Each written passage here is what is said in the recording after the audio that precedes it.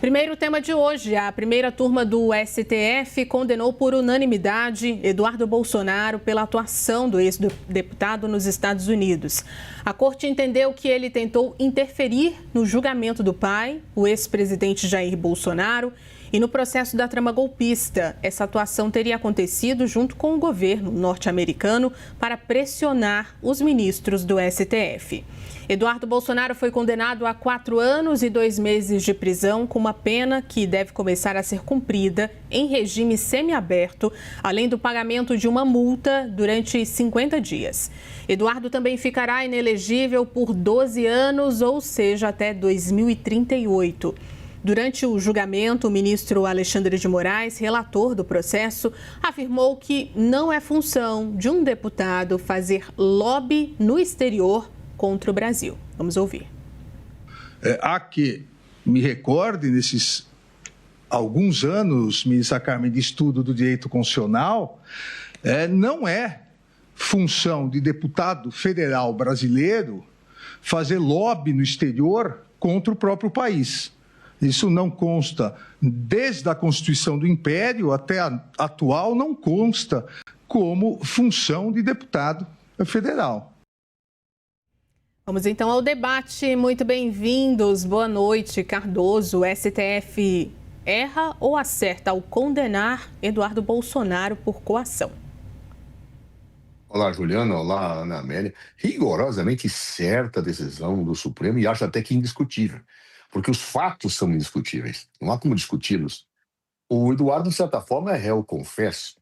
Ele gravava vídeos dizendo que estava nos Estados Unidos para pressionar o governo dos Estados Unidos da América, para articular que aquele governo aplicasse sanções ao Brasil se não houvesse uma volta atrás do Supremo Tribunal Federal no que diz respeito à condenação do seu próprio pai.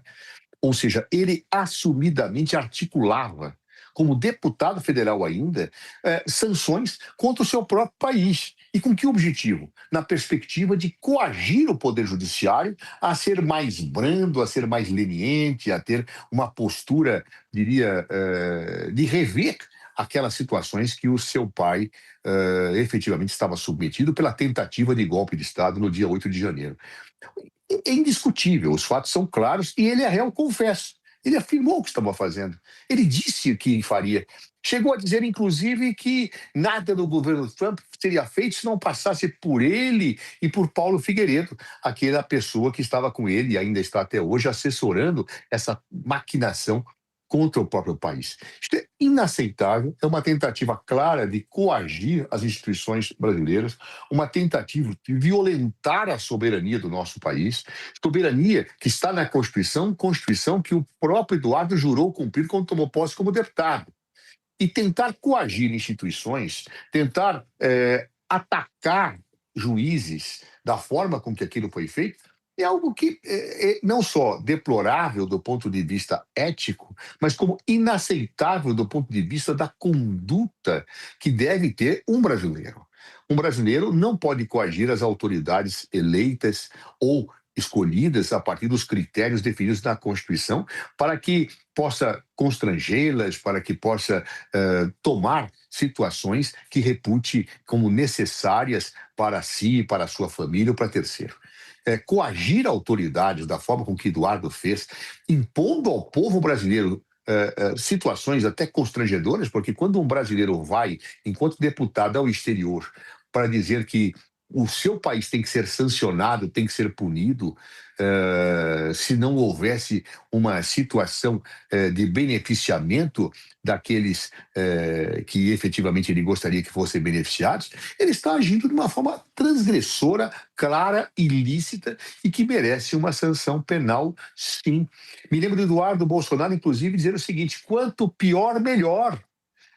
Quanto pior a situação no Brasil, melhor para que nós possamos ter a reversão deste quadro injusto, que ele entendia que era uma ditadura, que ele entendia que era uma situação opressiva que atingia seu familiar, particularmente o seu pai e outras pessoas ligadas ao seu grupo político.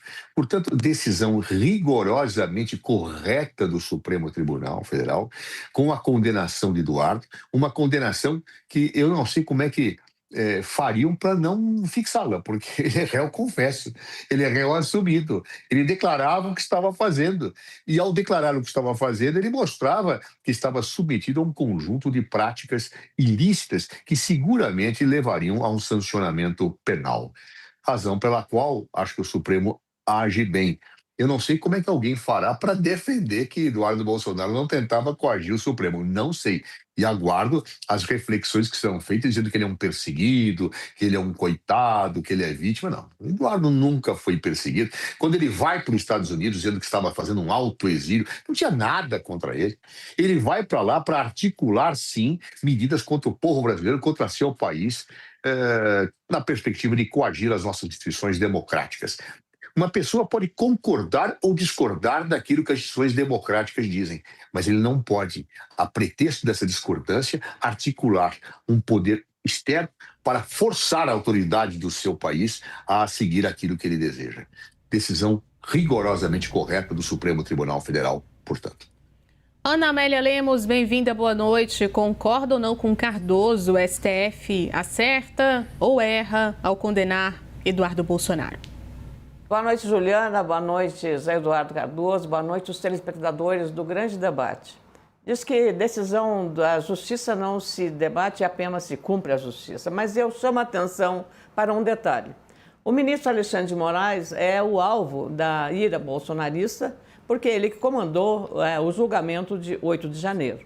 Mais do que isso, ao observar e acompanhar o julgamento da turma comandada por ele hoje, o tom usado pelo ministro poderia se ater ao rito e ao artigo 344 do Código Penal. É crime a coação. Não, o ministro usou um tom, eu diria, político, mas falando em lobby e usando um discurso com retórica menos, eu diria, tecnicamente jurídico. Não é o caso de estar julgando agora. Também acho que esse julgamento, por unanimidade dessa turma, ela tem um reflexo político.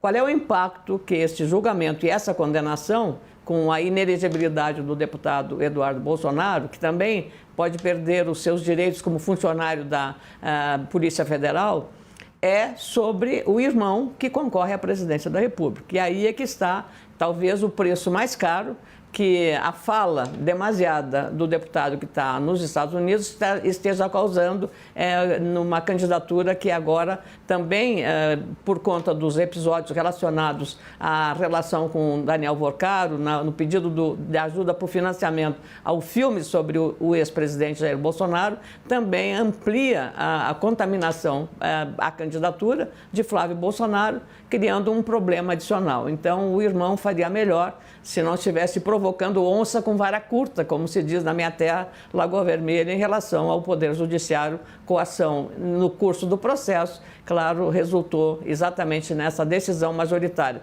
que também houve, claro, o espírito de corpo dentro da turma que compõe esse julgamento que aconteceu hoje aqui em Brasília, no Supremo Tribunal Federal, minha cara Juliana. Cardoso, queria puxar esse gancho, eleições. O próprio Eduardo Bolsonaro afirmou hoje, depois da condenação, que há uma tentativa de tirá-lo do jogo eleitoral, da corrida eleitoral. É um argumento que tem força, faz sentido ou não? Em um sentido, o Eduardo Bolsonaro ele tinha um mandato no Brasil, era cogitado como candidato ao Senado Federal pelo estado de São Paulo. Ele simplesmente se autoexilou como se estivesse sendo perseguido. E lembro, no momento em que ele vai para os Estados Unidos, não havia nenhum procedimento contra ele.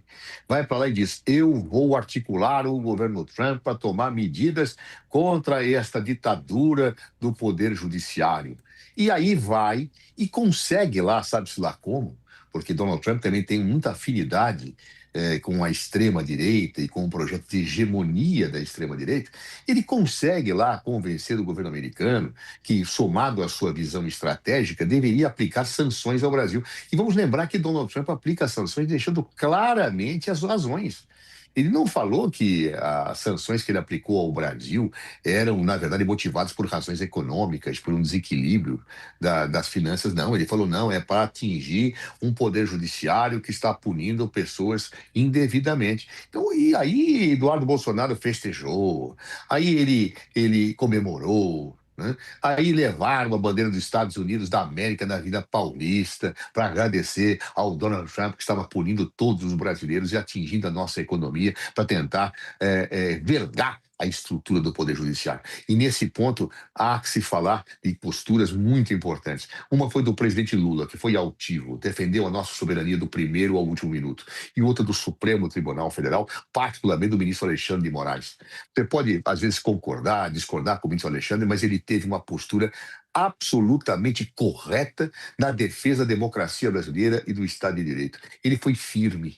E, evidentemente, aquelas pessoas que queriam o golpe ou que acham que o mito Jair Bolsonaro foi uma vítima de uma trama que não tinha muito sentido de ser chamada de golpe, quando, na verdade, as evidências mostram o oposto, essas pessoas vão estar sempre defendendo, dizendo, não, pobre Jair Bolsonaro, pobre Eduardo, um mártir que mora lá numa mansão nos Estados Unidos e que, pelo jeito, recebeu alguns milhões de dólares a partir de situação que precisa ser esclarecida no que diz respeito ao filme que estava sendo bancado por Vorcaro e feito por uma produtora lá nos Estados Unidos. Ou seja, todo um conjunto de situações que, acho eu, atinge praticamente de morte o projeto da família Bolsonaro. Aliás, a família Bolsonaro tem se especializado muito em dar tiros no próprio pé. Me parece impressionante esse talento que os bolsonaros têm de atirarem contra si próprios, né? A mensagem que Flávio colocou para Vorcaro é um exemplo disso. Mas antes disso, o principal protagonista do tiro no pé foi Eduardo Bolsonaro, aquele que havia sido cogitado pelo presidente Jair Bolsonaro para ser embaixador do Brasil nos Estados Unidos, porque sabia fritar hambúrgueres quando vivia lá nos Estados Unidos. E Eduardo Bolsonaro fez uma atrapalhada atrás da outra, dizendo que nada passaria no governo Trump sem o seu consentimento. E, de repente, há um reatamento de situações em que a diplomacia brasileira e a postura altiva do presidente Lula levou a uma superação, deixando-o em estado absolutamente constrangedor. Então, ou seja, a família Bolsonaro realmente é surpreendente. Ou seja, ela surpreende a cada dia com trapalhadas, com patetices, com situações absolutamente grotescas. Mas há muita gente que acha que está correto. Há muita gente que acha que é correto ter golpe de Estado, que é correto ter intervenção militar, que é correto bater continência para Donald Trump, que é correto levar no dia da independência a bandeira dos Estados Unidos, que é correto articular sanções contra o povo brasileiro, sendo o deputado que jurou cumprir a Constituição e que tinha por dever defender a nossa soberania. Tem muita gente que acha que é correto. Nós temos uma democracia, as pessoas têm liberdade de dizer. Né? Dizer aquilo que quer, por mais insano e absurdo que seja. O direito de dizer situações insanas é um direito que a liberdade de expressão assegura. O que é difícil entender é como é que as pessoas, ao ouvir essa insanidade, não acionam um pensamento crítico capaz de refletir, dizendo não é possível que um deputado brasileiro haja como agiu Eduardo Bolsonaro. Por mais que eu discorde do governo Lula, por mais que eu discorde do Supremo Tribunal Federal, por mais que eu discorde do ministro Alexandre de Moraes, um deputado brasileiro não poderia ter feito o que Eduardo Bolsonaro fez. Ele fez e agora recebe a justa reprimenda penal pelo seu comportamento. Ana Amélia, concorda esse argumento de Eduardo Bolsonaro a uma tentativa de tirá-lo das eleições? Faz sentido? Tem força? Juliana, a versão e o argumento usado não importa. Agora, o ministro Eduardo está falando da química entre o Lula e o Donald Trump em relação ao tarifaço. Claro que o governo, que disputa a reeleição para o 4º mandato, está sabendo, com muita esperteza, usar exatamente esses fatos em seu benefício. Não é muito visível o que está acontecendo. E agora a química que funcionou antes numa reunião, que contrariou praticamente a ação que o Eduardo vinha fazendo em relação a tarifaço e outras medidas somadas, como a questão de considerar os grupos da facção criminosa, Comando Vermelho, PCC, como grupos terroristas, tudo isso foi, uma boa parte da população considerou correta, isso está acontecendo agora em outras partes do mundo, mas de qualquer modo essa posição que ele fala de um entendimento entre o presidente Lula e o Donald Trump pós-tarifaço. Agora, na reunião do G7 lá em Paris, a relação foi absolutamente fria e até distante. Pode mudar até amanhã, porque a reunião vai terminar amanhã, Juliana. Então, essa relação, eu diria, institucional do presidente Lula, que, claro, contrariamente à política defendida, aplicada e usada por Donald Trump em relação à ideologia mais à extrema-direita do que propriamente a estar do lado do presidente Lula. Então, o que está prevalecendo agora são os interesses que estão acima de qualquer coisa. Interesses que sejam eleitorais aqui e lá. No caso, Lula vai explorar, quanto mais possível, exatamente essas fragilidades no campo do bolsonarismo. E, aliás, há um pecado também. A própria direita hoje está se dividindo e, de alguma maneira, a direita também contribuindo para, eu diria, botar fermento na candidatura da reeleição do Lula. Não há quem não enxergue isso. Hoje, um candidato, Ronaldo Caiado, falou que o Flávio Bolsonaro está perdendo. E mais direita do que Ronaldo Caiado, também Zema, da mesma forma, fez críticas ao candidato Flávio Bolsonaro. Então, a direita precisa se reencontrar para evitar um prejuízo maior do ponto de vista eleitoral, porque até agora são, como se diz, tiro no pé que vem sendo dados em relação a esse processo. Então, o efeito tanto do julgamento do Eduardo Bolsonaro hoje, com todas as suspeitas ou suspeições que se faça ao próprio ministro Alexandre de Moraes, que comandou essa turma, em relação ao julgamento de 8 de janeiro e também de outros episódios envolvendo o caso rumoroso do Banco Master, o fato é que isso tem repercussão sobre o processo eleitoral, para um ou para outro lado. No momento, o Lula está nadando de braçada, contando exatamente com essas atrapalhadas que vêm acontecendo. É claro que até as eleições de outubro, a direita terá tempo, se tiver também inteligência, e desejar se unir mais em torno da candidatura do Flávio Bolsonaro. Mas agora a situação está um pouco complicada, até por conta dessa ação intensificada pelo Eduardo lá nos Estados Unidos, Juliana.